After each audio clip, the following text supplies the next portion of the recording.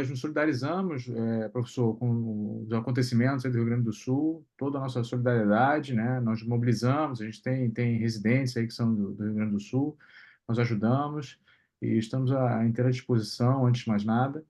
Tá? Muito obrigado mais uma vez a toda a equipe da Mindray, de todo o coração, né? De toda a boa vontade, disponibilizou equipamentos, disponibilizou a aula, está permitindo que a gente dê esse acesso aos pacientes do Sistema Público de Saúde brasileiro. E fique à vontade, professor, o senhor tem o tempo que o senhor precisar. Bom, muito obrigado pelo convite. Estão me ouvindo bem? Sim, Sim? Estão me ouvimos ouvindo bem. bem? Tá. Assim, ó, muito obrigado pelo convite. Eu queria me desculpar por não poder ter dado essa aula antes, mas com toda a confusão que aconteceu aqui, não tinha muito como conseguir preparar ela da maneira que eu gostaria, naquele tempo curto ali, logo depois que deu toda aquela confusão no início de maio lá. Mas conseguimos montar a aula, então vamos lá. Vocês fiquem à vontade para parar, perguntar. Eu vou fazer uma revisãozinha sobre o câncer de próstata, sobre o tipo de biópsia, para depois focar bem na parte da biópsia transperineal. Eu botei bastante imagem aqui, alguns vídeos, outras imagens estáticas. Vocês fiquem à vontade para parar e perguntar a hora que quiserem, tá? Bem à vontade, tá? Bom, vamos lá então. Então, assim, a incidência estimada de câncer no Brasil em geral, tá? De todos os tipos, o câncer predominante aqui é o câncer de pele não melanoma, seguido da mama e da próstata, sendo que o de próstata no homem é disparado o mais frequente no nosso país, seguido pelos cânceres de cólon, pulmão, estômago e cavidade oral, né? Então, a gente, como é uma coisa bem prevalente, né? A gente tem que procurar estabelecer a possibilidade de a gente tentar fazer um rastreamento para tentar fazer um diagnóstico o mais precoce possível. A gente fazer um diagnóstico mais precoce possível, a possibilidade de fazer um tratamento, esse paciente ficar curado, é muito grande, né? Então, como é que a gente faz o rastreamento, né? Através do exame físico, principalmente com o toque retal, né? O exame do PSA. Hoje, os exames de imagem, né, evoluíram bastante nessa área, principalmente a ressonância multiparamétrica. O ultrassom, ele tem um baixo valor para diagnóstico de câncer de próstata. A gente praticamente não faz ultrassom, ou não recomenda que se faça ultrassom para rastreio de câncer de próstata, ultrassom transretal. Não tem nenhuma validade do ponto de vista de imagem, porque vai ver menos de 10% dos tumores pela ecografia, e se tu vê, tu tem que biopsiar. Então, fazer para rastreio é uma coisa que eu não vejo uma indicação. Já a ressonância, ela ajuda bastante a selecionar quais pacientes que vão partir para o próximo passo, no caso, que seria a biópsia da próstata, né? Então, a ressonância, ela permite tu fazer uma avaliação de vários parâmetros, né? E através desses parâmetros, junto com o toque retal, PSA e história do paciente, né? E, assim, indicar ou não a biópsia e dirigir a biópsia para aquela área onde tem alteração. Então, assim, a gente tem aqui... Pessoal, tem alguém com áudio ligado aí. Puder desligar os áudios, viu? Para não atrapalhar. Pode continuar, professor. Tá. A gente tem aqui o PIRADS, né? Então, que é a classificação que já está na sua versão 2.1, deve ser uma versão nova ou no próximo ano, mais tardar, no ano, mas acho que mais provavelmente no próximo ano vai ser uma nova versão, onde a gente avalia a zona periférica e a zona central através, a zona periférica principalmente do exame de difusão e a zona central através do exame de T2. O exame de T2 da zona central é um exame mais anatômico, tá? O exame da difusão, ele avalia como as moléculas de água elas se movimentam dentro do tecido. Então, quanto mais rígido tiver esse tecido, maior dificuldade essa molécula vai ter de transitar no tecido, e ele vai aparecer com um sinal alterado na ressonância magnética. Então, aqui a gente tem imagens, né, para a gente tentar entender o que é a tal do PIRADS 1, 2, 3, 4, 5, que a gente recebe quando vai fazer o procedimento de punção, né? O PIRADS 2, 1, perdão, seria o exame normal, que você não tem alteração na zona de transição, não tem alteração na zona periférica, nem na difusão, nem no T2, nem no mapa de ADC, né? Quando você faz o exame e tem uma alteração indistinta, você não consegue definir bem, mas está um pouco mais, tipo nessa região aqui, que está um pouquinho mais escuro, aqui está mais claro, Aqui está mais claro na difusão, no ADC está mais escuro, está mais claro na difusão, mas não está tão claro. E o T2 ele fica levemente diferente da zona periférica adjacente. Então, aqui você tem uma coisa meio indistinta, né, que não é na zona periférica, então a gente classifica isso como T2. Não é um nódulo, a gente não consegue definir uma área, uma área meio enuviada, vamos dizer assim. Né? Esses casos, normalmente, quando vem para fazer biópsia com a gente não utiliza a imagem para fazer fusão de imagens nesse caso. A gente pega e faz a biópsia sextante estendida ou de saturação. Né? Na zona de transição, a imagem do T2 é um nódulo bem circunscrito, hipodenso, né? Que isso fala muito a favor do nódulo de regeneração, do nódulo de hiperplasia prostática, né? Então, ele é bem circunscrito, bem delimitado. Então, esse aqui é classificado como 2 na zona de transição, quando dá ressonância. O 3, a gente já consegue identificar uma área focal bem delimitada, que ela, no mapa de ADC, ela é hipointensa e hiperintensa na difusão, e ela tem uma alteração mais hipointensa também no T2, né? Isso na zona periférica, né? Perdão, só um pouquinho.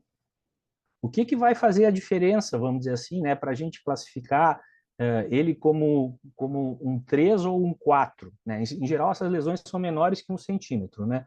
Vai ser a perfusão. A perfusão a gente injeta contraste. Quando você tem aumento da perfusão naquela área, ele já ganha 1 ponto no score, ele passa de 3 para 4. Tá? Aqui a gente tem... E sempre o 4 ele vai ser menor que 1,5 centímetro. Tanto o 3 quanto o 4, as lesões vão ser menores que 1,5 centímetro. Na zona de transição, também vai ter uma heterogeneidade, mas tu consegue definir melhor uma área que ela não é circunscrita, ela não tem os contornos tão definidos, em geral as margens são obscurecidas, né? E o que, de novo, o que vai fazer a difusão para a gente saber se isso aqui vai ser um 3 ou um 4, perfusão. Sempre menos de 1,5 centímetro. O 4, você define melhor ainda que no 3 a lesão, ela tem, desculpe, ela tem uma marcada a hiperintensidade na difusão, né? E você consegue definir bem essa área na imagem T2. A mesma coisa vale para a zona de transição, só que aí, assim, o que vai dar mais pontos é quanto mais hipointensa ela for na zona de transição. E o 5 só muda do 4 ao tamanho.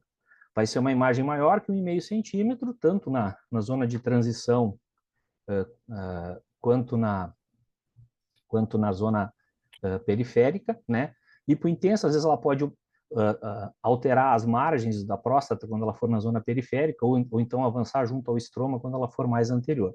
Então, com base nessas informações da ressonância, a gente vai classificar a lesão como baixo risco, muito baixo risco, intermediário, alto risco ou muito alto risco, né? E aí, normalmente, PIRADS 1 e 2, em geral, a gente nunca biopsia. A chance de ter um câncer de próstata é muito baixa, menos de 5%. O PIRADS 2 já muda um pouquinho. Por quê? Porque, diferentemente da mama ou de outros órgãos, quando você tem uma classificação 2, que você tem uma baixa percentagem de ter câncer de próstata clinicamente significativo, o PIRADS 2, você pode até ter 20% de câncer de próstata clinicamente significativo que não foi detectado pela ressonância. Então, se você tem um paciente com PIRADS 2, que ele tem um histórico de um PSA crescente, ou que tem um histórico de um familiar próximo, pai, tio, irmão, avô com câncer de próstata, e você fez a ressonância e deu um PIRADS 2, não exclui totalmente ele de fazer a biópsia, né? Então, isso é uma coisa que a gente tem que avaliar. O PIRADS 3, em geral, o pessoal manda para fazer a biópsia, que é intermediário, você tem 35 a 40% de chance de não ter câncer de ter câncer de próstata clinicamente significativo, e entre 60 a 65% de não ter um câncer de próstata clinicamente significativo. Esse percentual se inverte no PIRADS 4, você tem uma probabilidade maior, 65 a 70% de ter câncer de próstata clinicamente significativo no PIRADS 4, conta 35% a 30% de não ter. E o PIRAD5, você, em 95% dos casos, tem chance de ter um câncer de próstata clinicamente significativo. Os casos que eu fiz biópsia de PIRAD5 que vieram negativos, na maioria das vezes eram pacientes que estavam com um processo inflamatório, uma prostatite que ele atrapalha um pouco a interpretação e às vezes pode confundir, né, no diagnóstico. Aqui a gente tem um template que a gente usa para fazer a setorização, para fazer a coleta das amostras. A gente usa muito isso em biópsia transretal, mas também ele serve bastante para a gente fazer a setorização na biópsia transperineal quando ela é feita sem fusão de imagens, ou seja, com fusão cognitiva, né, em que a gente olha a imagem, a gente projeta na nossa cabeça mais ou menos onde está a área, com base na experiência que tu tem de fazer o procedimento, e coleta, faz uma saturação, 5, 6, 7 amostras naquela onde tem alteração, para fazer tentar fazer o diagnóstico, né? Então, indicações de biópsia de próstata seriam elevações de PSA acima de 2,5 após 55 anos, alteração no exame de toque, elevações do nível de PSA com toque retal normal e história familiar positiva para câncer e uma ressonância com lesão classificada como PIRADS 3, 4 ou 5 ou um PIRADS 2 com história familiar positiva e elevação dos níveis de PSA seriado. Então, os tipos de biópsia que a gente tem é transretal sextante, a transretal sextante com orientação por ressonância ou por fusão, que a gente chama de fusão cognitiva, a fusão de imagens, né, que é a transretal, onde a gente pega a imagem da ressonância, joga para dentro do aparelho, ele funde as imagens e permite você ir com mais precisão ali onde tem alteração, né? E a biópsia transperineal, que vai ser o tópico mais que a gente vai abordar mais nessa aula. Então, a sextante a gente divide a próstata em lobo direito e esquerdo, médio, superior e inferior, e dependendo do tamanho da próstata, a gente tira de 12 a 18 amostras, né, para fazer uma biópsia por amostragem. Ela tem uma menor taxa de detecção de tumores clinicamente significativos comparado aos outros tipos de biópsia. Então, aqui só para mostrar, esse paciente tinha uma alteração no ultrassom, isso aqui é cada vez menos frequente a gente ter, que os pacientes estão chegando mais cedo, né? Então, a gente localizou a alteração dos contornos aqui da próstata, né? E guiou a punção ali e era um câncer de próstata. Isso aqui é um trabalho que eu fiz com os residentes lá do hospital, eu dividi em três partes, vamos dizer assim. Eu peguei só as biópsias restantes durante 3 anos que a gente fazia lá no hospital, e pegou para ver o que era de positivo, basicamente, o que era positivo, o que era negativo e qual o Gleason dos pacientes com positividade, né? E o que a gente viu foi que de 162 pacientes, 100 biópsias foram negativas e 62 positivas, ou seja, a gente teve um percentual só de 38% de positividade na biópsia feita por sextante nesse período. Aí a gente pegou e separou da sextante aqueles pacientes que a gente tinha ressonância para fazer com fusão cognitiva, né? Que é a sextante com orientação de imagem por ressonância, né? Então, a gente pega o exame, olha, né, e busca localizar onde vai fazer a coleta, vai lá, aumenta. Vocês vão ver que nessa avaliação que a gente fez, ela aumentou a taxa de detecção de próstata, de câncer de próstata clinicamente significativo bastante, né? Mas eu, particularmente, quando as próstatas são muito grandes ou lesões são menores que 1 centímetro, né, e estão principalmente na zona de transição ou estroma fibromuscular, a acurácia é um pouco menor que a biópsia com fusão. E é um exame que também depende muito da experiência do médico que vai fazer. Quanto mais experiência, mais próximo da biópsia com fusão vai ser o resultado, né? A exceção é as lesões muito pequenas e na zona de transição anterior estroma fibromuscular, que essas eu acho que a fusão ainda leva vantagem na cognitiva mesmo para quem tem muita experiência. Cara, virou amigo do... Diga. Alô? Alô? Acho que é alguém com o áudio ligado. Tá. Bom, No final a gente faz as perguntas. Perfeito, tá bom. Aqui a gente tem uma paciente então que veio com uma ressonância alterada no T2, na difusão e no ADC. Tinha uma areazinha mais diferente, comparando com o outro lado, a gente fez a biópsia e veio positivo. Então, esse é um caso de fusão cognitiva que veio positivo. Então, nesse mesmo período, a gente teve 108 pacientes que a gente estava começando a ter mais divulgação da ressonância, né? Então, começou a ter mais pacientes, mais de 2018 e 2019 em diante, né? Então, a gente teve 108 pacientes e a gente já vê que passou de 38% de positividade para quase 57%, ou seja, teve um ganho de quase 40% a mais, só o fato de a gente ter um exame que nos mostrava uma área onde a gente podia ter um melhor rendimento da biópsia nesses pacientes. Aí, a gente recebeu, acho que 2019, ali, 2018, no final de 2019 recebeu a fusão.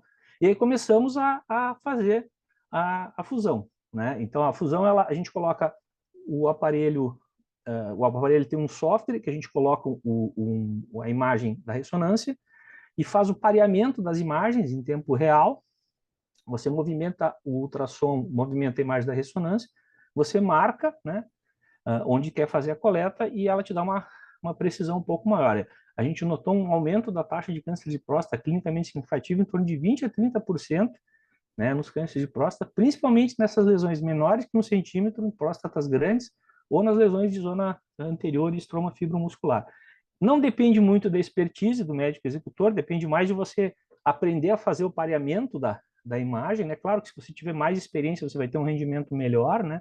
Mas ela não consta no rol de procedimentos da ANS, então é um procedimento que você tem, ou, no nosso caso aqui, a gente cobra um diferencial para fazer, o convênio paga uma parte e o paciente paga outra parte para fazer com a fusão de imagem, né?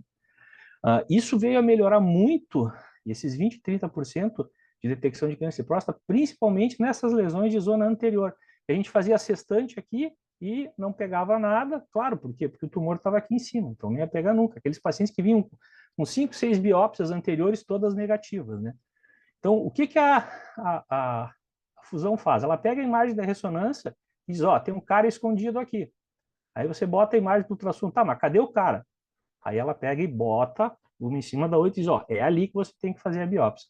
Então, a fusão de imagens, né, basicamente, ela te mostra o cara que está escondido na moita com a visão infravermelha, vamos dizer assim.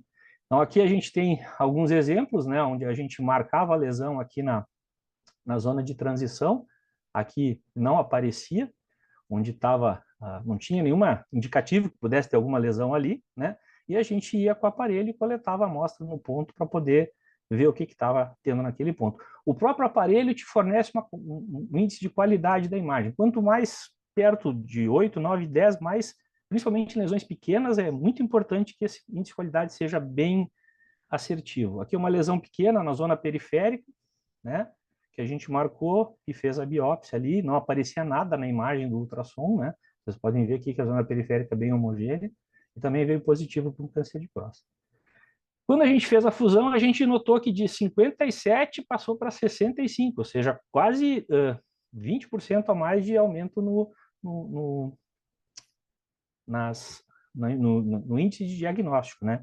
Então, a gente juntou as duas informações, né, a sextante e a cognitiva, e a fusão, e a gente conseguiu mostrar que a fusão realmente ela dá quase 30% a mais de diagnóstico de câncer de próstata clinicamente significativo quando a biópsia é feita através desse método. Mesmo todas essas biópsias que estão aqui fui eu que fiz, então eu já faço biópsia de próstata há mais de 30 anos. A gente nota que mesmo a gente tendo experiência, como a gente melhora com a fusão cognitiva absurdamente, mas principalmente com a fusão por imagem, a gente consegue ter uma melhor assertividade na coleta das amostras. Entrando no assunto da aula agora, tá? Que é a biópsia transperineal. Se a gente pegar o histórico da biópsia de próstata, ela começou há quase 100 anos atrás como uma biópsia perineal aberta, né? E ela foi evoluindo, com agulha por aspiração, transperineal, transretal guiada pela palpação toque retal, transperineal com agulha de corte, e por aí foi vindo a cada evolução, ela foi aumentando a sua acurácia, né? O que eu marquei aqui que eu considero que são as coisas que mais interessam para quem vai fazer, né, a biópsia de próstata, e que eu acho que são as coisas, os landmarks, eu diria assim, né? A primeira, anatomia zonal da próstata, isso é fundamental para a gente entender melhor quando for fazer a biópsia de próstata, né? O desenvolvimento dos transdutores de alta resolução, 7 MHz para cima, e das guias de biópsia transretal, a introdução do uso clínico do PSA e da biópsia sextante, né? Isso aqui mudou muito, porque os primeiros 4, 5 anos que eu fiz, a gente fazia sem infiltração, No terceiro ou quarto disparo, tu tinha que ficar segurando o paciente para ele não fugir da sala, porque era horrível, né? Doía muito. E com a infiltração, hoje a gente tem feito a maioria dos casos com sedação, mas com infiltração é uma maravilha fazer, porque principalmente paciente acima de 60 anos tolera muito bem fazer só com anestesia local, né? E depois, as coisas que eu acho que também melhoraram ainda mais a biópsia de próstata, que foram a fusão de imagens e agora a biópsia transperineal, que reduz muito a questão, principalmente da infecção e do acesso às lesões em zonas mais anteriores da próstata, né? Então, a biópsia transperineal, ela pode ser feita com ou sem fusão de imagens, pode ser cognitiva ou com fusão de imagens. A gente tem feito quase todas com fusão, mas ela pode ser feita cognitiva também. Ela é realizada com um probe específico que permite a punção via transperineal, a gente vai mostrar depois para vocês aqui. Ela aumenta bastante a taxa de detecção de câncer de próstata clinicamente significativo nas lesões pequenas e localizadas na parte anterior da próstata e junto ao estroma fibromuscular. Que antes a gente tinha que entrar a próstata dentro para tentar chegar lá em cima, às vezes traçava o limite da próstata, podia fazer lesão em bexiga, essas coisas assim. Com a transperineal isso acabou, né? Ela permite que a gente consiga fazer uma punção com asepsia praticamente completa. A gente limpa bem o períneo ali, faz uma proteção com campo estéreo, diminui consideravelmente o índice de infecções, né, pós-biópsia. A gente até agora, dos casos que a gente teve, não teve nenhum caso de infecção assim, de necessitasse internação ou uso de antibiótico, né? A gente teve alguns casos de retenção urinária, e alguns casos de sangramento que também se resolveram no período de 5 a 10 dias depois da punção.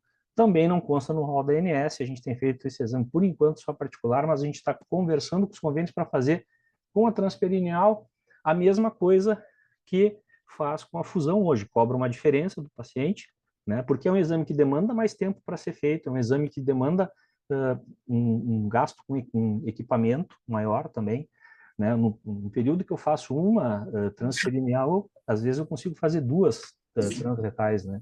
Então isso é uma coisa que a gente vai ter que, na hora que entrar no rol, vai ter que ver como é que a gente vai fazer essa diferenciação para a gente poder ter um porte maior para esse procedimento. Por enquanto ele não está no rol de procedimentos da ANS.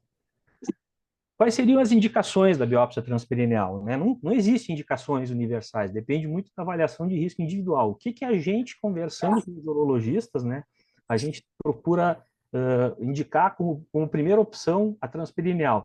Nos pacientes com comorbidades, ou seja, doença aterosclerótica, muito idoso, que faz uso de medicação antiagregante, que não pode ficar suspensa há muito tempo. Lesões anteriores apicais, eu diria que é mandatório fazer a biópsia transperineal, porque tu consegue um acesso muito mais seguro e com muito mais efetividade na tua biópsia, né?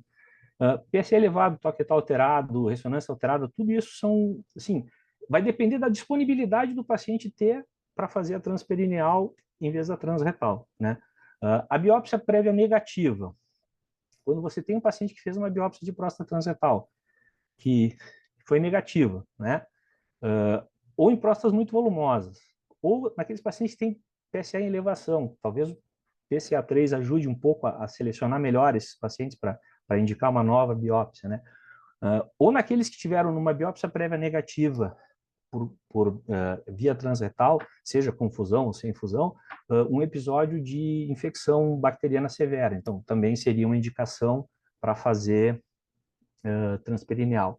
E os pacientes com biópsia prévia positiva, que tiveram ASAP, PIN, ou que tiveram um Gleason 6 diagnosticado, né, para entrar em monitoramento e active surveillance, em geral a gente recomenda fazer a transperineal pelo menor risco de infecção e até porque ele vai ter que, se entrar em active surveillance, fazer esse procedimento repetidas vezes. Aqui a gente tem alguns artigos que eu coloquei aqui que falam sobre transperineal. Esse aqui, ele mostra uma coisa interessante, que a biópsia transretal, ela é mais centrada em quem está fazendo. Por quê? Porque a gente já sabe, é mais fácil, é mais acessível, tem tudo que é lugar, né? Você faz várias biópsias todos os dias, quer dizer, ao passo que a transperineal é minha biópsia que é centrada no paciente, ou seja, você está procurando ofertar para o paciente uma melhor qualidade do procedimento no intuito de você ter menos risco de fazer uma infecção severa, você não precisa, na maioria das vezes, fazer enema nesses pacientes, né? Você tem uma série de coisas que mudam em relação a transretal, então é uma coisa que a gente nota assim que o paciente, depois que você, sempre que você, eu sempre que eu faço ali, os pacientes vêm, eu quero saber qual é a diferença de uma da outra. Eu sento e digo, uma é assim, outra é assado, qual que o senhor quer fazer? 90% dos pacientes optam por fazer transperineal. Os que não optam por questões financeiras, optam por fazer a transretal com fusão. Mas se não fosse questão financeira, eu te diria que 100% dos pacientes optaria por fazer a transperineal. Aqui a gente nota que nos pacientes que estão nesse artigo, ele cita que nos pacientes de active surveillance com muito baixo ou baixo risco, a transretal, a transperineal, perdão, ela é associada no segmento com um aumento, um upgrade de câncer de próstata clinicamente significativo, né? Isso é uma coisa que eu não tenho um número muito grande de pacientes em active surveillance para poder confirmar essa observação desse artigo, né? Aqui a gente tem outros artigos que mostram em questão de complicações e custo, né? Que você tem uma maior readmissão com a biópsia transretal comparada com a transperineal, quer dizer que mesmo ela sendo um pouco mais cara, ela se paga a partir do momento que você tem menos pacientes internando em UTI ou tendo que ficar no hospital para fazer antibiótico terapia por uma sepse pós-biópsia, né? O índice de complicações na transperineal é bem menor. Eu diria que o maior complicador da transperineal seria em próstatas muito grandes, em pacientes muito idosos, se tirar muitas amostras. Então, tudo é uma coisa que você tem que dosar, vamos dizer assim. Se você consegue ter uma boa precisão, que você tirou bastante material, evite de tirar muitas amostras de uma próstata muito grande em paciente idoso, porque é um paciente que tem um risco maior de fazer retenção urinária, né? Aqui, esse é um outro artigo que durante 20 anos ele pegou retrospectivamente 4.000 pacientes que fizeram biópsia transretal e transperineal e mostrou que ele diminui consideravelmente a transperineal o risco de sepsis, né? E quando você tem que fazer repetidas biópsias em pacientes para fazer active surveillance, ela também aumenta a detecção de câncer de próstata clinicamente significativa, principalmente nas lesões em zona anterior, né? Aqui também um outro trabalho que compara a questão da infecção, mostrando que a transretal resulta em mais infecção e admissão hospitalar comparado com a transperineal, né? Isso é uma coisa que já é bem demonstrado na literatura. Aqui, em relação ao risco de infecção urinária, também, quanto mais velho o paciente, aquelas coisas que eu já comentei antes, quanto mais velho o paciente, quanto maior o volume da próstata, quanto maior o número de fragmentos que tu tirar, maior vai ser e o paciente assim tenha outras comorbidades como diabetes e sintomas de Lutz, né? Ele vai ter um risco maior de fazer retenção urinária. Então, tentar reduzir o número de amostras nesses pacientes, focando naquelas áreas que aparece a alteração na ressonância. O EU, a European Urologic Association já coloca como standard. Se você tiver que fazer uma biópsia transperineal e nunca fez, e tiver acesso a fazer ela transperineal, é preferível que você faça a transperineal que a transretal, né, pela diminuição do risco de infecção, né? Então, eles já orientam que se tu for indicar um paciente para fazer uma biópsia transretal, né, ou para coletar a amostra, que essa biópsia seja feita transperineal, na verdade, né, porque você tem menos risco.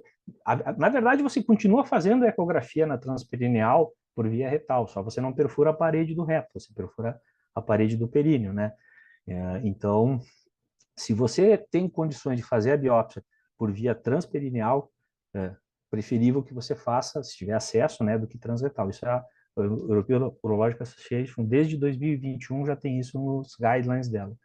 E o American Urologic Association também está indo pelo mesmo caminho, né? Principalmente, eles indicam nos pacientes que têm um aumento ou já teve um histórico de ter feito uma biópsia prévia, então, nesse caso, e deu infecção, eles indicam para fazer transperineal. Mas esse ano, tive colegas que foram no AUA, eles já estão mais, meio que, quase que orientando como primeira escolha, quando vai fazer uma biópsia de próstata, fazer a transperineal.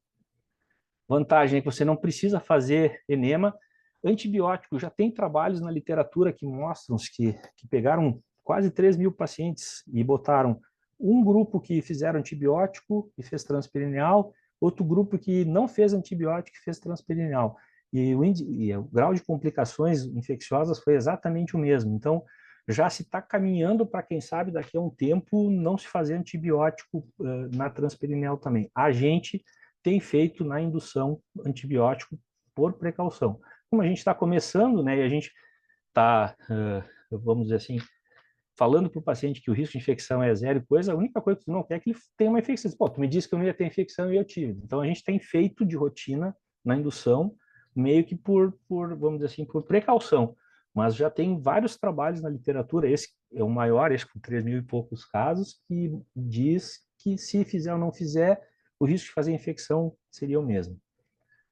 Quando você faz a biópsia por via transretal, como mostra a imagem aqui, a gente transfixa a parede do reto e pode levar bactérias que estão no intestino para dentro da próstata, causando uma infecção. Esse risco de infecção ele varia de 5 a 7%, dependendo do estado de literatura que a gente pegar ali, né? Com desses pacientes, dentro desses 5 a 7%, em torno de 2 a 4 vão acabar, de repente, tendo que internar no hospital, não vão conseguir tratar essa infecção só com antibiótico em casa. Né? Na transperineal, você tem 0,075% de risco de infecção. É muito baixo, porque você não transfixa a parede do reto. Você pode até levar alguma bactéria, mas a maioria das vezes é da pele, ali da região do períneo, se a asepsia não for bem feita com iodopovidina. Né? Como é que a gente faz agora a biópsia transperineal, então? A gente coloca o paciente em posição de litotomia, né? É um procedimento que a gente faz ambulatorial, a gente dá alta após a micção espontânea, né? 1 hora, 2 no máximo depois do procedimento. Faz uma sedação para o paciente se sentir mais confortável, porque essa posição de litotomia às vezes é muito desconfortável, principalmente para pacientes mais idosos. Existe nos Estados Unidos, principalmente, um grupo grande de urologistas que faz só com anestesia local, não faz in office, não faz no hospital. O latino aqui é meio, nós latinos aqui somos mais sensíveis para dor, entre aspas, eu acho que os saxões lá em cima. Então aqui a maioria dos pacientes opta por fazer com sedação também, e até pela questão do pareamento da imagem, que você, quando faz o pareamento da imagem, o paciente se movimenta, às vezes ele desincroniza esse pareamento, você tem que começar tudo de novo. Então, por isso que a gente opta por fazer com sedação. A gente faz a asepsia e antisepsia do períneo, né, com iodopovidina. O flitinema a gente não faz, só que a gente orienta o paciente se possível, ele passar no banheiro e evacuar logo que ele chega, antes de ele ser preparado. Por quê? Porque já aconteceu 1 ou 2 casos comigo, que eu coloquei o aparelho e a ampola retal estava cheia de fezes e cobriu o probe linear e eu não enxergava nada. Então, eu tive que esvaziar, tive que parar todo o procedimento, fazer um toque, tirar o máximo possível de fezes, limpar tudo de novo, começar tudo de novo para poder enxergar a imagem. Então, hoje a gente já pede para o paciente, a gente pede para chegar 1 hora antes, chegou, já passa no banheiro, já evacua. Mesmo que não tenha vontade, vai lá, tenta ver o que sai. E aí depois passa e prepara ele e leva ele para a sala. A antibiótico profilaxia a gente faz com o Rocefin, cefaloxina EV, 2 miligramas na indução. Tá? E é importante que o exame, se a gente vai fazer com a fusão de imagens, ele esteja no aparelho, né, em formato DICOM. Né? Isso pode ser por PAX, por CD, por pendrive, de qualquer outra forma. Aqui a gente tem o aparelho da Mindray, a gente agora está chegando no outro serviço que eu trabalho, um aparelho novo desse da Mindray, a gente vai começar a desenvolver bastante as coisas com ele, né? E aqui é a imagem que tu tem, assim, tudo isso aqui estéreo, né? Aqui limpo com iodopovidina. Você coloca o aparelho por aqui, agora a gente faz aí o aparelho, tá aqui o probe, né? Você tem o probe que ele te mostra a imagem linear e a convexa, a gente sempre usa a imagem linear para fazer o procedimento.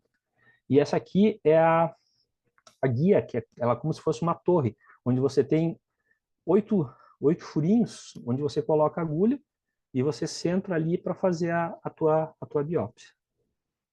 Então, aqui de novo os aparelhos da Mindray, né? Esse é o probe da Mindray que a gente usa para fazer a biópsia transperineal. A gente foi o primeiro serviço no Brasil a fazer biópsia transperineal com o aparelho deles, né? Aqui em Porto Alegre a gente fez acho que foi em abril do ano passado, se não me engano. E ela tem uma vantagem em relação ao outro aparelho que eu mostrei para vocês, que ela tem na base esses dois botões aqui que o outro aparelho não dispõe, né? O botão número 1, ele te permite que você salve as imagens sem você precisar ir ali no aparelho, frisar, né, e ter que bater a foto. Também esse botão número 1, dependendo, se você apertar curto, ele salva. Se apertar mais longo, ele muda de convexo para linear. Então, se você quer ter, você está mais acostumado às vezes com a imagem convexa, nas primeiras vezes, você quer mudar para ter certeza, você aperta nesse botão, segura ele um pouquinho, ele já te muda e diz, bom, estou na orientação certa. E tu bota de novo para o linear para seguir o exame no linear. Né? E também, se apertar 2 vezes, ele salva a última imagem que você fez da biópsia. Né?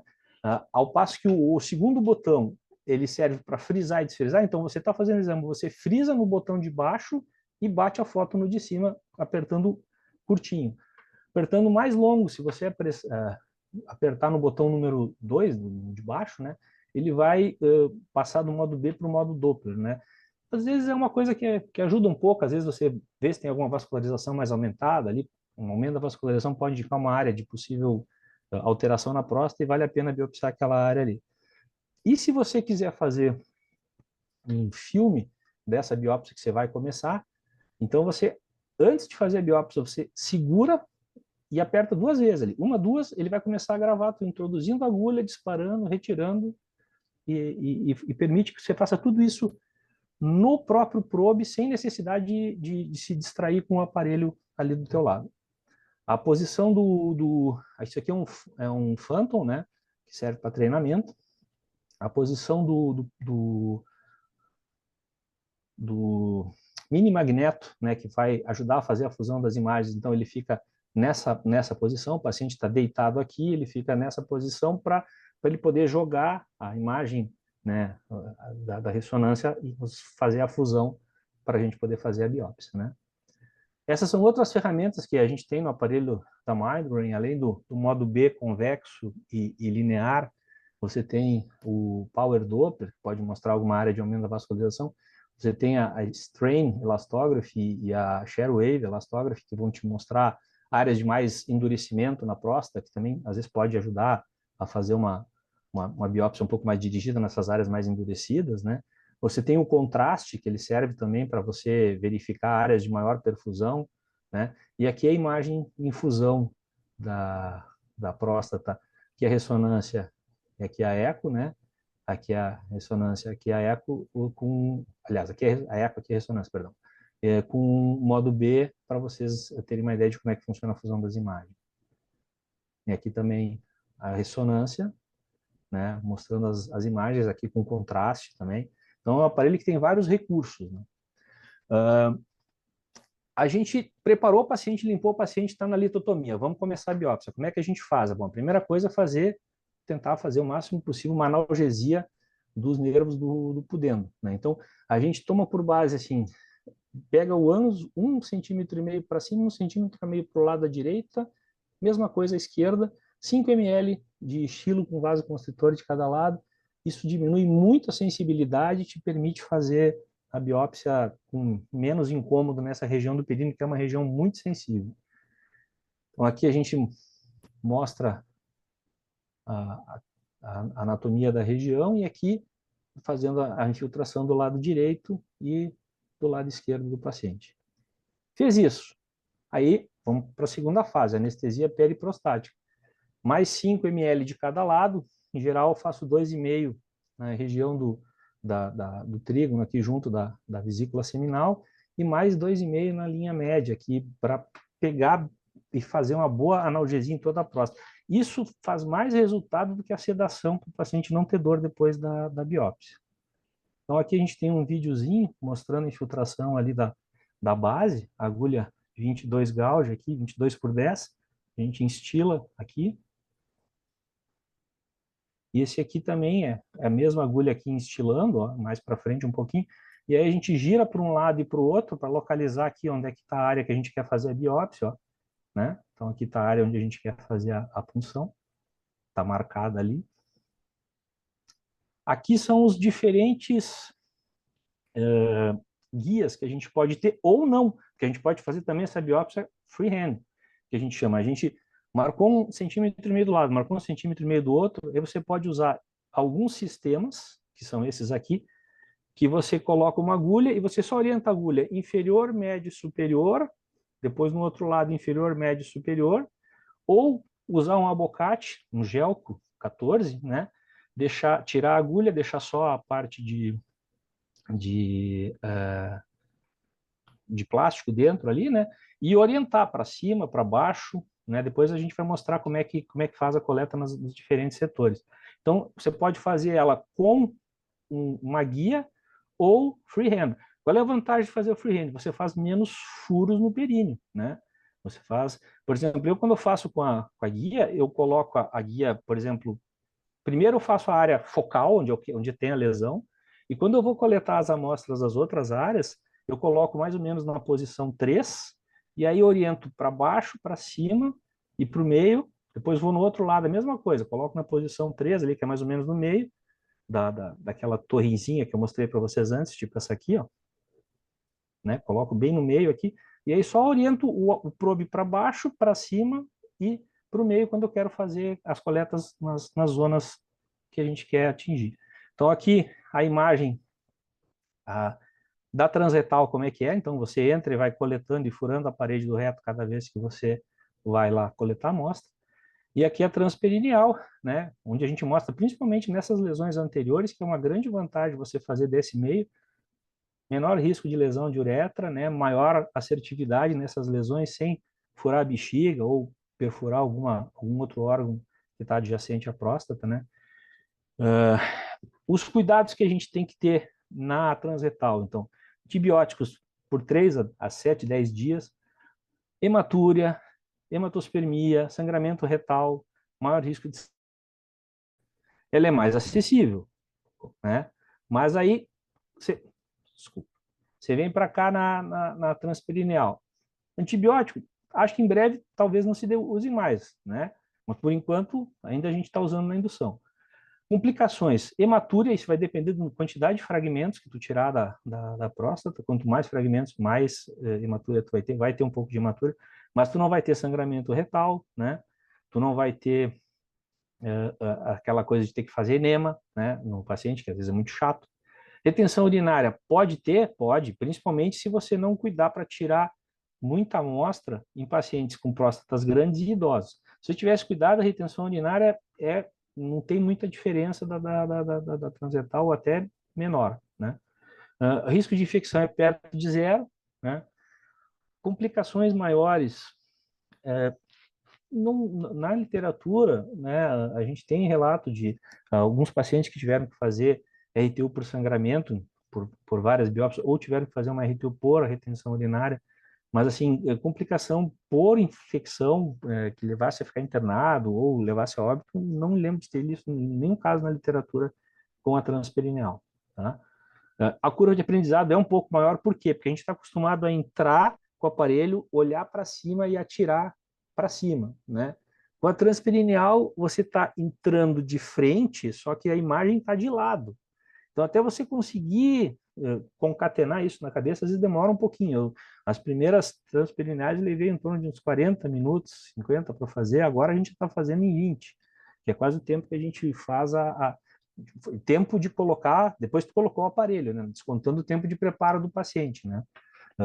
Agora tu coloca o aparelho, faz as infiltrações e começa a coletar, em 15, 20 minutos a biópsia transperineal está pronta. Antigamente a gente levava uns 40, 50.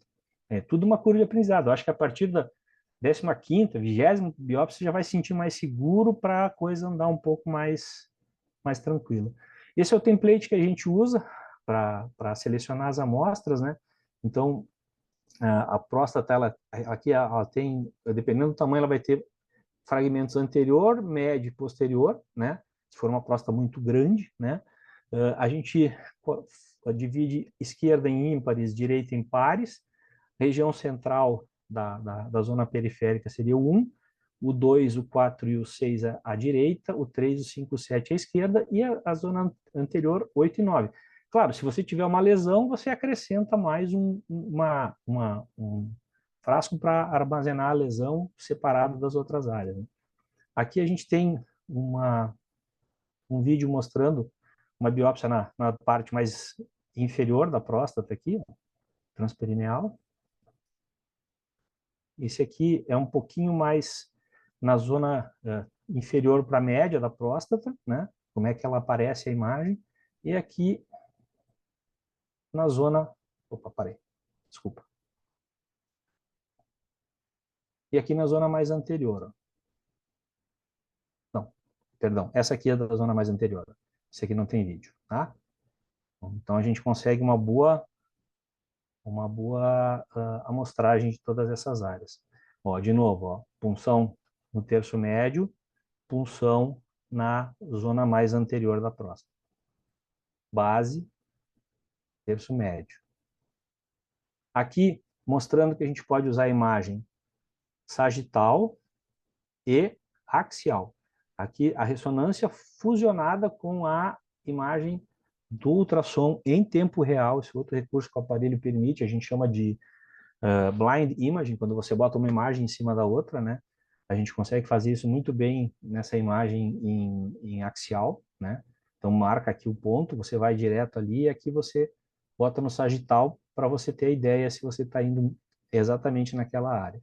E ali você tem a agulha, ó, sagital, aqui, axial aqui, entrando exatamente naquela área ali, confirmando um câncer de próstata naquele ponto, tá? Aqui também uma área focal Pyrades 3, aqui nessa região, não era muito bem delimitada, mas aqui é a orientação da biópsia no sagital, em cima da área. Era bem na zona periférica. Ó, de novo, mesma imagem. Aqui é aquela imagem que a gente mostrou lá atrás, quando estava fazendo a infiltração, né, onde estava a lesão, e aqui é a biópsia da lesão, a agulha entrando lá na zona mais anterior da próstata. Aqui também, essa aqui já era uma imagem que já tinha uma lesão visível no ultrassom, então se marcou o ponto aqui, se foi com a agulha e se coletou a amostra. Aqui uma lesão mais anterior, né, que aparecia bem na ressonância, uma área bem hipointensa aqui, se marcou e se disparou ali para coletar a amostra para fazer o diagnóstico. Também, ó, aqui, lesões mais anteriores da próstata, ou punções mais anteriores da próstata, como a gente consegue fazer muito bem na via transperineal, no terço médio, na base, inclusive bem próximo da parede do reto aqui, sem risco de perfurar a parede do reto. Isso é bom também para orientar, eventualmente, a colocação de espaçadores para radioterapia, a ecografia transperineal junto com a guia, ela te permite você assim, ter uma boa precisão para botar aqueles espaçadores de gel e afastar a parede do reto da próstata para fazer radioterapia, minimizando os riscos da radioterapia nessa região da zona periférica. Aqui, de novo, ó, uma areazinha hipointensa aqui e a punção da próstata naquela área. Aqui, esse aqui a gente já tinha mostrado antes, acho que esse aqui é o filme. Ó. Ali a agulha e disparo em cima da área. Aqui também é mais um filme. Aqui é de uma biópsia só, sem fusão de imagem, só com fusão cognitiva, mas mostrando, né, a imagem da ressonância junto com a eco, para pegar uma amostra da zona mais anterior. Aqui também é mais um filme. Ó.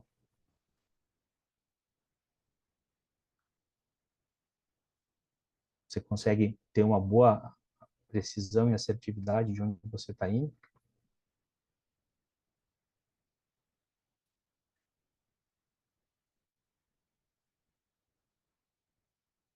Disparo, né? Aqui são casos que a gente fez no outro aparelho que eu tenho lá no Hospital Mãe de Deus, por enquanto, né? Onde a gente tinha lesão aqui na zona de transição, quase com a zona periférica. marcamos aqui, coletamos a amostra bem onde estava a marcação, e aqui era um paciente jovem com um PSA de 4,5 e veio um Gleason 7 em 3 dos 5 fragmentos coletados dessa área.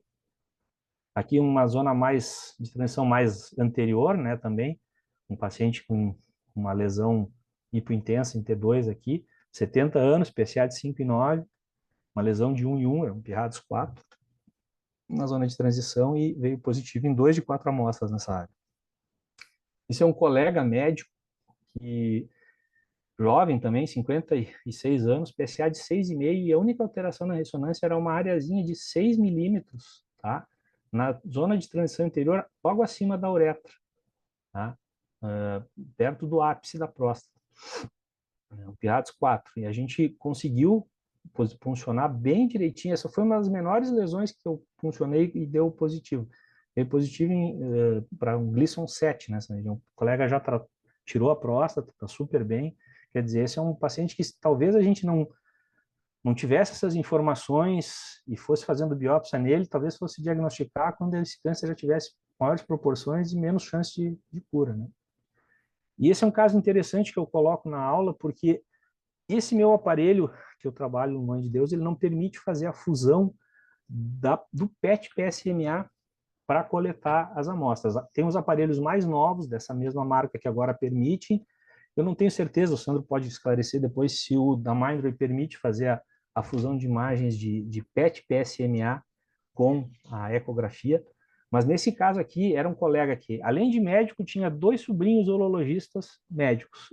E ele já veio com uma ressonância alterada, que mostrava uma área, e 2 áreas alteradas no PET-PSMA, além da área da ressonância. Então, eu fiz a biópsia com fusão da ressonância, que veio positiva, e fiz cognitiva, né, dessa área aqui no ápice direito, que aparecia na ressonância, perdão, no PET-PSMA.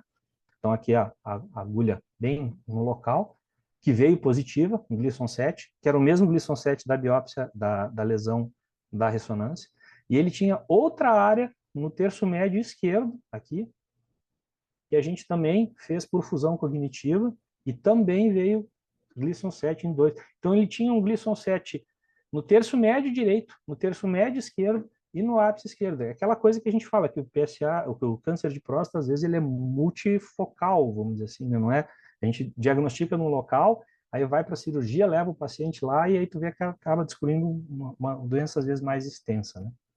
Então, aqui, todos os exames que a gente fez de final de dezembro, início de janeiro de 2022, dezembro de 2021, janeiro de 2022, até agora.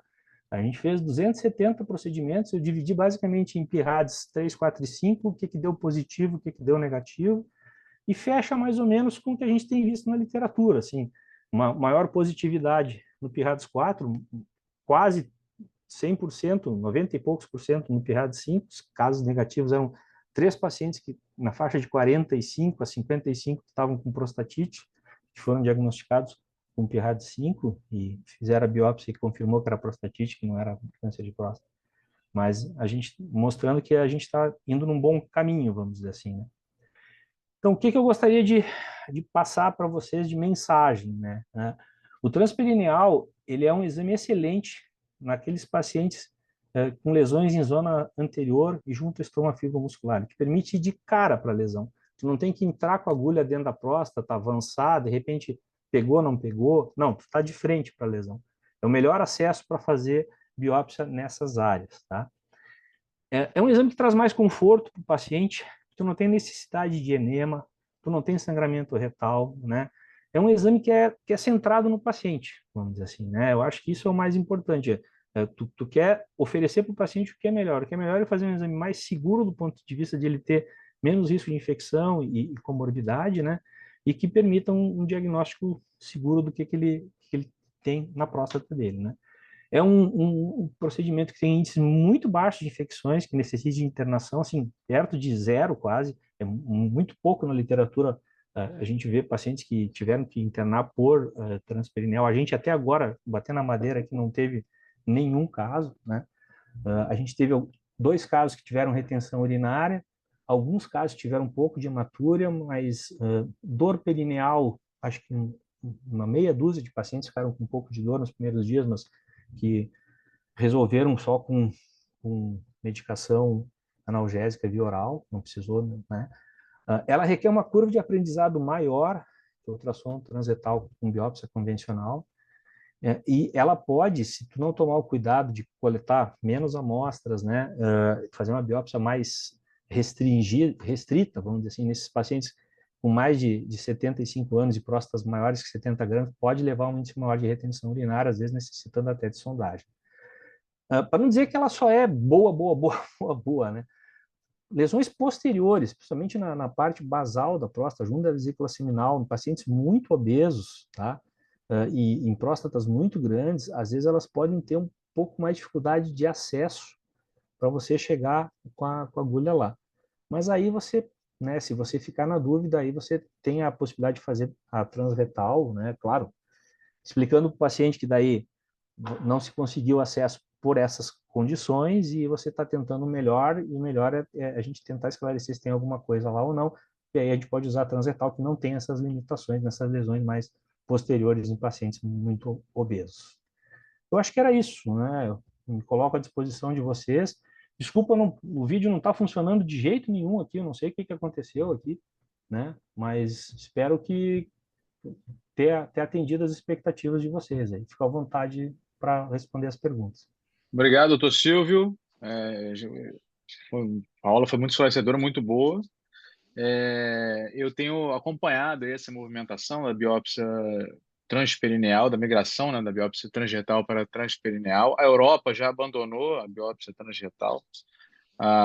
Os Estados Unidos vai no mesmo caminho. Agora, no último congresso europeu, teve um debate importante que saiu um estudo que falava contra isso, e aí foi publicado no Journal.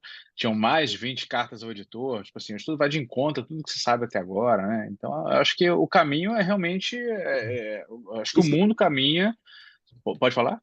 Não, eu ia comentar. Esse estudo, inclusive, os colegas do Einstein rebateram esse estudo com uma carta que foi Sim. publicada agora, nesse mês que passou. Foram mais de anterior. 20. Isso, Eu li todas. Foram teve um mais de monte 20 cartas ao editor. Teve uma série de vieses de estruturação desse estudo que é tipo uma coisa assim, às vezes as pessoas fazem um estudo para provar uma coisa que elas querem provar também, né? Então tem muito isso, né? Não vai meio contra o que a literatura diz, né? A gente, acompanhando a literatura, a gente vê que há uma tendência cada vez maior a gente fazer o procedimento transperineal, né? Principalmente por essa questão de a gente está vendo que está aparecendo cada vez mais câncer de zona anterior que a gente não diagnosticava porque não sabia que estava lá, vamos dizer assim, né? E a transperineal te permite um acesso muito mais fácil e muito mais direto, com menos morbidade, né? Mais importante. Professor, eu separei umas perguntas aqui para fazer para o senhor. Eu tive uma experiência agora, eu acabei de voltar aos Estados Unidos, fui acompanhar um serviço de biópsia de próstata em Boston, e aí eu tive a oportunidade de ver o médico americano fazendo a biópsia, né? Ele faz no consultório dele, né? Ele não tem anestesista, não tem nada, né? Ele infiltra a anestesia local e tal, ele faz no consultório dele. O consultório dele é dentro do hospital, o que é diferente aqui do Brasil, né? Nosso consultório, normalmente, ele não é dentro do hospital, ele é num prédio comercial, que você, enfim, não tem o acesso, né? Caso aconteça uma complicação, um problema qualquer, você está dentro do hospital, né? Aqui no Brasil não é assim que funciona. Mas deixa eu lhe perguntar uma coisa, como é que é no seu consultório, no seu procedimento? O senhor faz no consultório, faz no hospital, centro cirúrgico, unidade ambulatorial? Eu sou Como é que radiologista, funciona? tá? Eu sou radiologista intervencionista e eu trabalho no hospital, tá? E agora a gente comprou um aparelho da Mindray para a gente colocar numa clínica onde a gente tem uma estrutura que eu tenho uma sala de exames e uma sala de recuperação. E eu estou em cima de um hospital dia nesse consultório, né? Sim. Então vai ser a primeira experiência fora de hospital, vamos dizer assim. Mas assim, a gente já tem experiência de fazer biópsia com fusão nesse local dessa forma, já com mais de 500 casos e assim, não tivemos nenhuma complicação grave, né? A gente faz a punção, o paciente fica recuperando na sala ao lado, ali tem espaço para 3 pacientes recuperar, né? A gente monitora esses pacientes, dor, qualquer complicação maior, né? Então, assim, a maioria as transperineais, por enquanto, tem feito só em hospital, mas a partir de julho, aí o Sandro vai me dizer quando é que chega o meu aparelho lá, né? Aí a gente vai começar a fazer nesse outro, que é uma clínica, mas que ela fica em cima de um hospital dia, que caso tenha alguma intercorrência, eu também posso... O senhor tem um suporte, né? Exatamente. Assim, É, nos Estados Unidos eles fazem muito in office, que nem a gente comentou na palestra,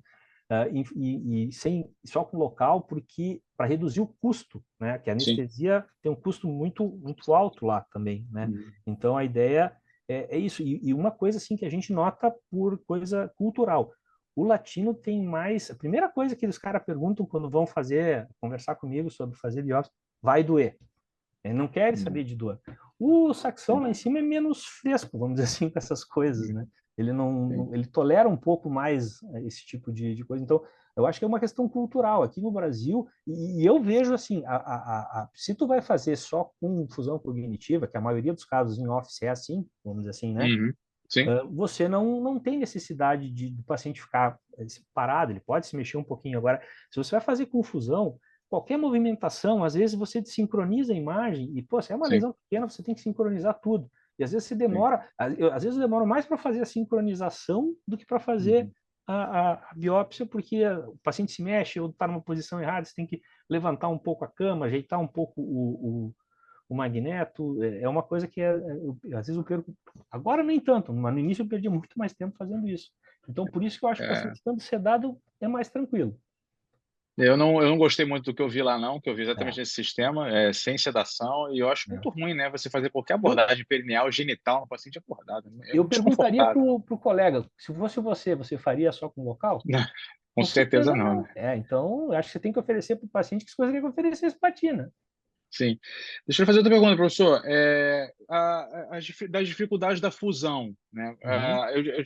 Eu trabalho num serviço que a gente faz cerca de 100 biópsias transretais por ano, Uhum. tá? Então, tenho muita experiência com biópsia transretal. Transperineal, estou começando agora a ter minha experiência própria.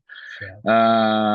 Eu já tive alguns casos de sangramento, prostatite, né? Foram casos, alguns sangramentos foram casos assim, de relevância, né? É, o senhor mostrou que a sua casuística, a biópsia transperineal, o senhor não teve nenhuma complicação. Quantas o senhor fez mesmo? 270. Não é que não tive nenhuma complicação, tive uma complicação Uma complicação de severa. maior porte. Isso, exatamente. A complicação maior que a gente teve foi um paciente idoso, de 80 e poucos anos, que o médico estava junto, né, comigo, e eu disse para ele, a próstata dele é muito grande, vamos coletar um número X de amostras aqui. Não, coleta mais que eu quero ver se não tem outra doença. Tá, tudo bem. Eu tinha tirado 16 amostras, uma próstata de 85 gramas, ele me fez tirar Aham. mais 10, 26 amostras. Resultado, o cara fez uma retenção urinária bem importante, fez um pouco de hematúria, né? Sim, Passou sonda, melhorou, só que depois não conseguia tirar a sonda. Moral da história, acabou indo para uma RTU, né? caramba. Então, essa foi a complicação maior, vamos dizer assim. As outras que a É, gente teve, a maioria, assim, paciente às vezes com um pouco de dor perineal nos primeiros 2, 3 dias, mas tudo manejado com antibiótico via oral. Infecção, realmente a gente não teve nenhuma. Normalmente eu peço para a enfermeira entrar em contato no dia seguinte e 5 dias após o exame, para a gente ter uma ideia de como é que a para coisa está fazer o evoluindo. Isso, para ter monitoramento. Isso, Ah, exatamente. professor, qual que é a sua maior dificuldade no momento da fusão de imagem? Olha, eu te diria que assim, você tem que marcar, você tem que escolher um ponto, né, na imagem do ultrassom e que ele se correlacione com um ponto na imagem da ressonância. Por exemplo, tem um cisto na próxima ressonância. Você tem que achar o cisto no ultrassom, colocar, marcar marcar outro e fazer o pareamento. Quando tu faz o pareamento, a máquina se encarrega de fazer esse ajuste. Só que se Uhum. você não tem essas referências anatômicas, e às vezes você não consegue, às vezes tem calcificação que você não consegue ver a calcificação na ressonância, né? Sim, Então, sim. às vezes eu vou muito pela anatomia, eu boto na uretra, no Uhum. ultrassom, e tento botar a imagem da ressonância na uretra. E aí tento fazer o pareamento visual, vamos dizer assim. Só que às vezes a Entendi. próstata fica um pouco para cima, um pouco para baixo. Então, às vezes você tem que ajustar um pouco o paciente ou ajustar um pouco o magneto.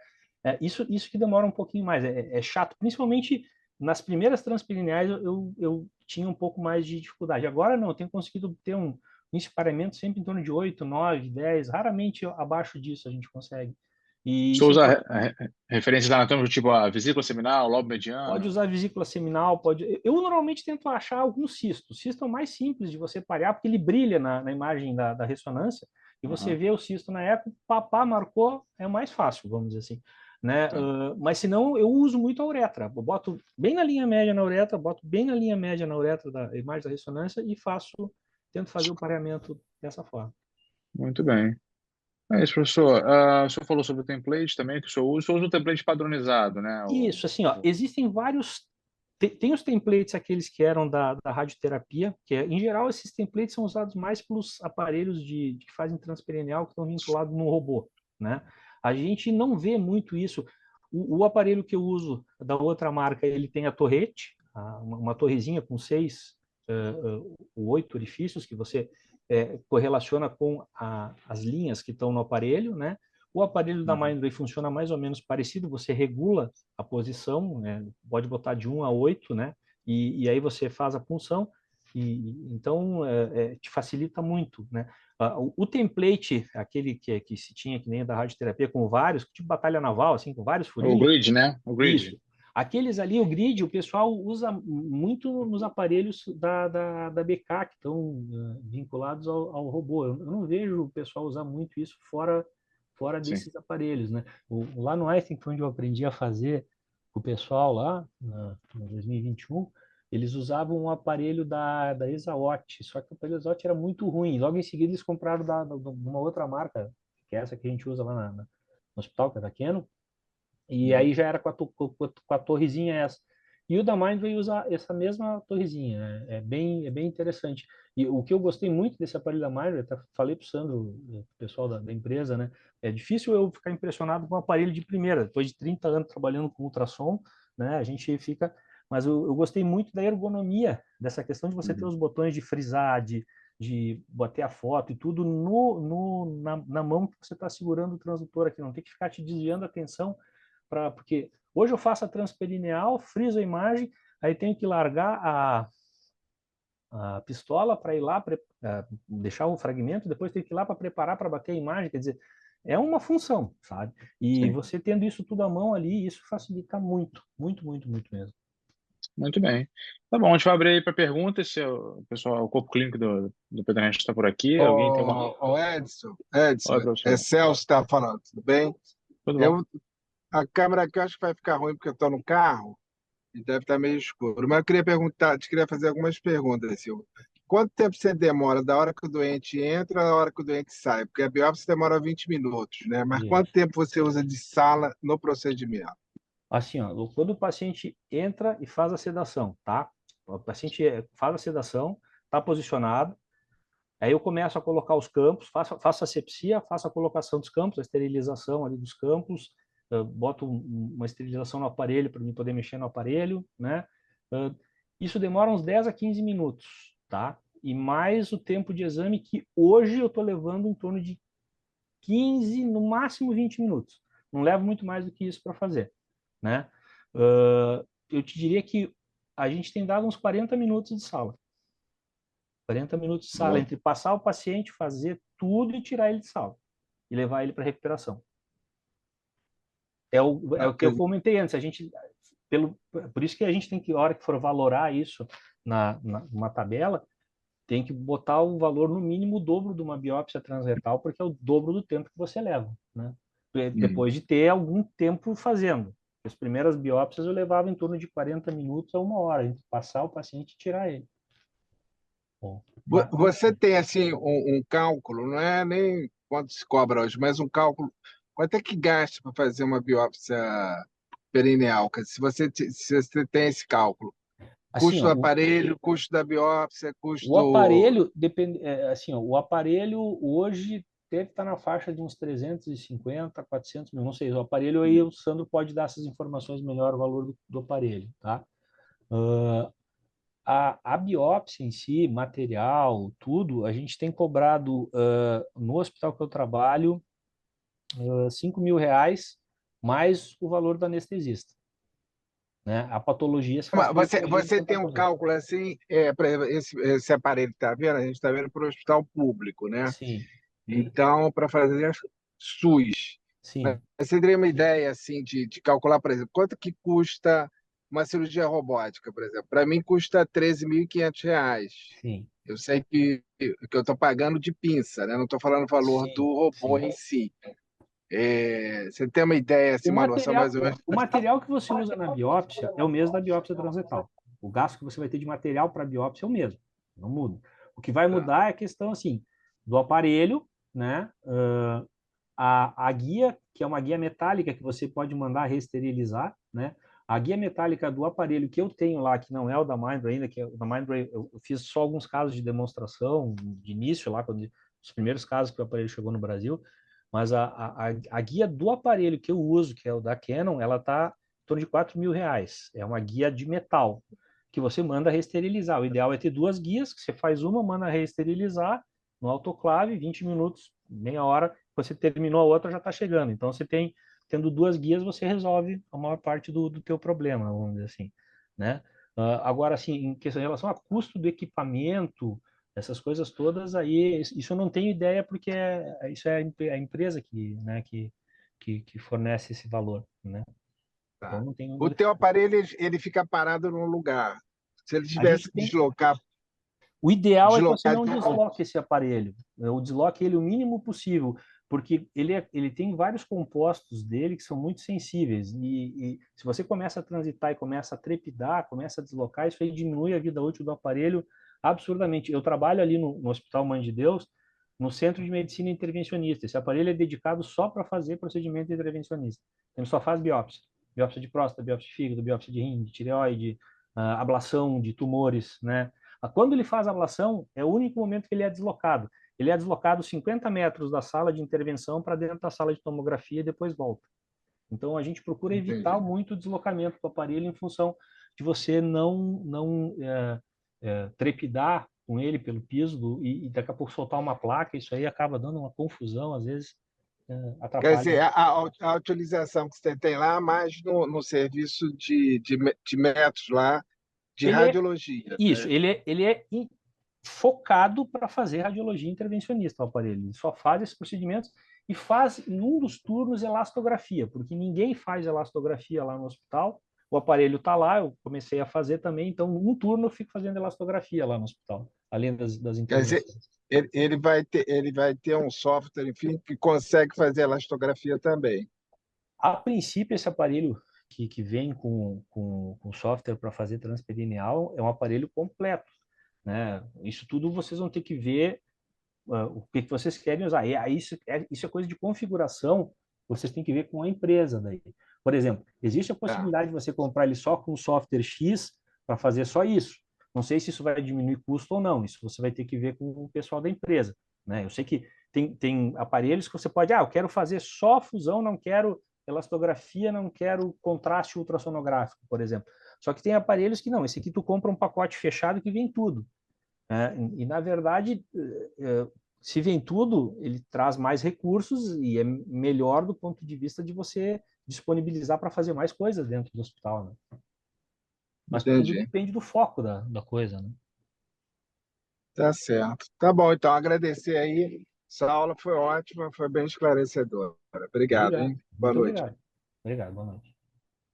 Obrigado a todos mais uma vez. Boa noite em nome da comunidade UERJ, do Serviço de Urologia, do professor Ronaldo, do professor Celso, do professor Rui.